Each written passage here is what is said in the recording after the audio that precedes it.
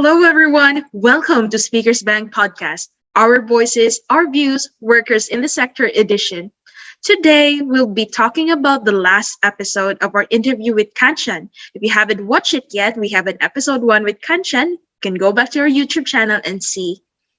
Also, if you will remember from the previous episode, we talked about Kanchan, the support coordinator. In the previous episode, she said that we need to be able to know and understand the culture and different customs of our clients, especially as we work as a support coordinator. And if you want to become a support coordinator, you also need to start experiencing what is it like to work in as a social worker or like a support worker. In the end, if you still want to continue on that one, that will give you an idea on what type of services that you are able to provide for your clients if you want to continue as a support coordination. And also, she also said the 4 pillars of mental health, which are sleep, exercise, good nutrition, and talking with people. Especially those are very important in managing our own stress. So today, with our last episode, we want to talk about with another topic, and that is working with culturally and linguistically diverse participants. But first of all, I would like to acknowledge the traditional custodians of the land that we are recording this episode on, the Wurundjeri people. We acknowledge that our listeners may be on different lands in the spirit of reconciliation. Hello, Kanchan, how are you? Yes, I'm good, thanks. A little bit busy. Yes, I think we all are busy with our everyday lives.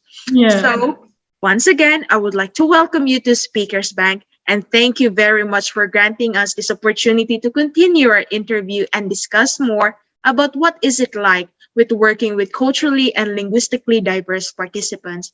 Before we proceed, can you please tell us something about yourself that you want to share with everyone, especially to our new viewers and subscribers?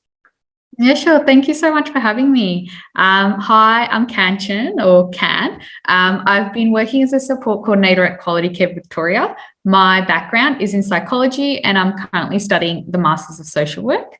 I was born in rural New South Wales in Griffith, and my parents are from Punjab, India. So I was lucky to live in India for a few years, but have been living all over Australia for the majority of it. Wow, that must have been quite amazing to be able to know different cultures around Australia then. And Yeah. also, with such topic to talk about today, how important is it to know and be aware on how to work with culturally and linguistically diverse participants? Yeah, sure. So in the last episode, I spoke about different rules and customs people have. So essentially, you need to be able to understand the experience of the person that you're working with, which may be really different from your own experience and expectations. Just as an example, you might find it rude if someone doesn't shake hands with you or look you in the eye. However, those actions might not have the same meanings with someone else. Mhm. Yeah, that's a really, I think, important example that you shared there because, especially in our dear land of Australia, we have traditional owners of this country that having an eye to eye contact is quite rude for them. And that's why we need to be able to be culturally aware and how we should proceed with it and in order to provide quality services to our dear clients. Also, what were your experiences like collaborating with such diverse participants? I think that the one takeaway that I had from working with, different families from Asia and Asia, Middle East, and Europe is the experience that the families want to be able to support their family members with disability in the home setting for a lot longer. Participants may move out at a later date or not at all. So I, learned really early on, it's really important that you let the participant and their families make that decision of when someone should move out rather than, guided by your own experience of, well, it's the right age for them, because it might be different depending on which culture you come from. And then also it might change, just on a tangent, from generation to generation as well, right?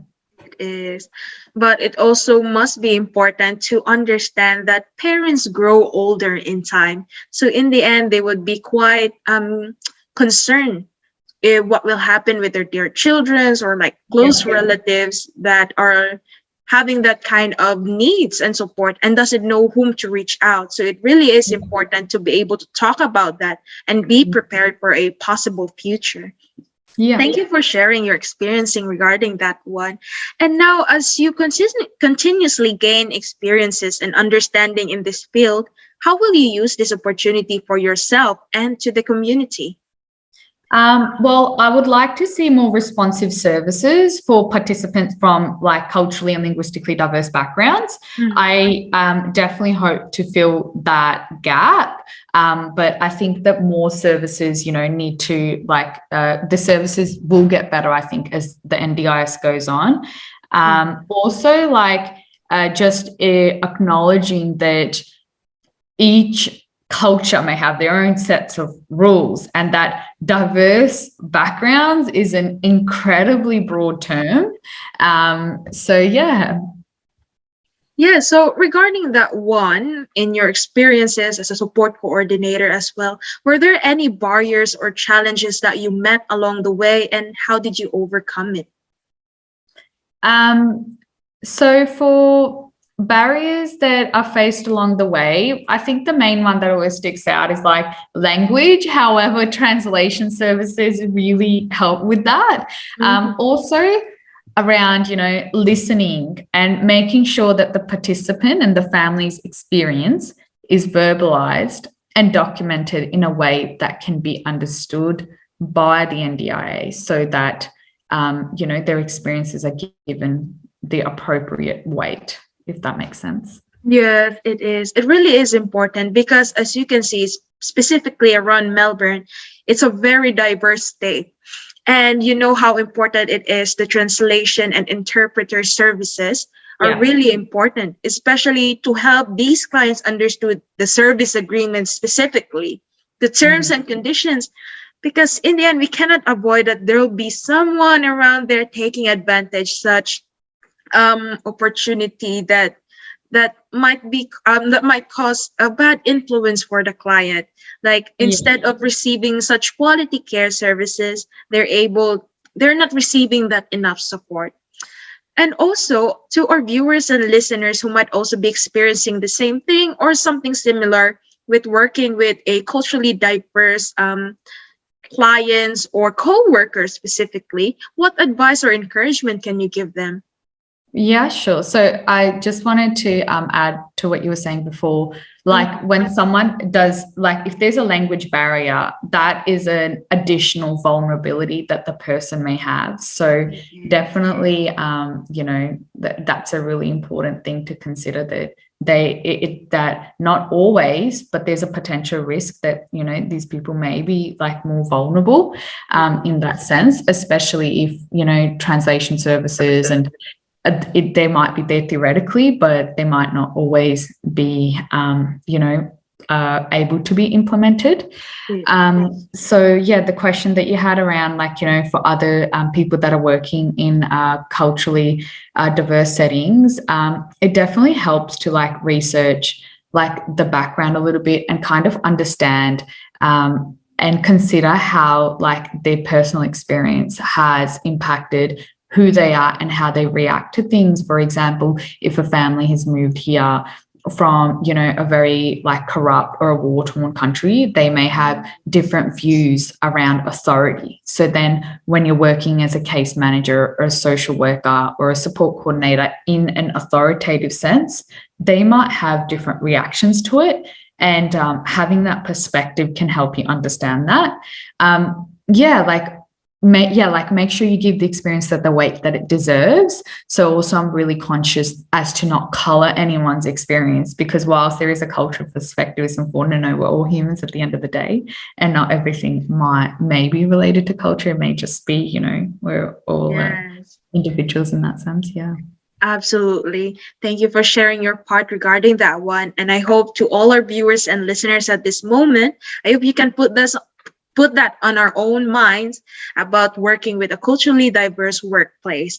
So in the end, I heard that you work independently. So in this company that you called Quality Care Victoria, tell me more about this.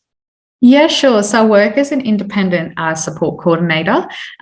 If anyone's looking for a responsive, independent, and evidence-based support coordination service, we definitely have capacity at the moment. You can find out more at www.qualitycarevictoria.com.au. All right. Thank you so much for that, Kanchan. And to all our viewers and listeners, please don't forget to head out to that website, www.qualitycarevictoria.com.au. I really learned a lot from our conversation today, Kanchan, and sadly, it's our last episode with you because as I also work as a disability support worker, I really want to provide a quality support for my clients and encourage them independence as they continue in life. As much as I would like to continue our conversation, I have to end this last episode. Again, on behalf of Speakers Bank, I would like to give out our deepest gratitude for sharing your stories, wisdoms, and understanding and live experiences with working with participants who are culturally and linguistically diverse. Thank you as well to everyone watching us. And if you have any questions or any topics that you want us to cover, please contact us on 03-9687-7066 or visit us at www.speakersbank.org.au. This is Genevieve saying thank you once again, and do not forget to hit the like button, share, and click subscribe to our YouTube channel, Speakers Bank, and to follow us on Facebook, Twitter, Instagram, and LinkedIn. Bye, everyone. Have an enjoyable day and keep safe, everyone. Bye bye. Thanks.